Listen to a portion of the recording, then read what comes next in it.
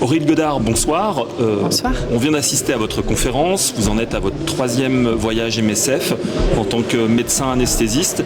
Comment vous vivez cet enchaînement de ces 3 voyages ?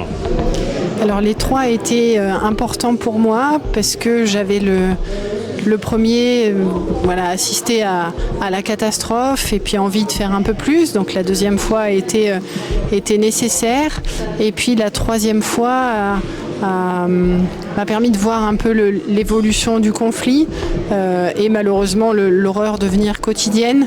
En tout cas, c'était un besoin d'y retourner, de faire ma part, de témoigner aussi, puisque malheureusement, il n'y a toujours pas de journalistes étrangers dans la bande de Gaza. Donc, j'en avais besoin. C'est le sentiment du devoir, d'être au bon endroit au bon moment. Ça fait longtemps que je fais l'humanitaire, donc c'était assez naturel finalement d'y aller et d'y retourner. 2e question, peut-être moins évidente, mais quelles sont vos craintes pour la suite et en quelque sorte quels sont aussi vos espoirs pour la suite de ces événements ? On est à la charnière entre la première et la 2e phase, donc évidemment c'est beaucoup cristallisé autour de cet accord de paix qui est très fragile, très incertain.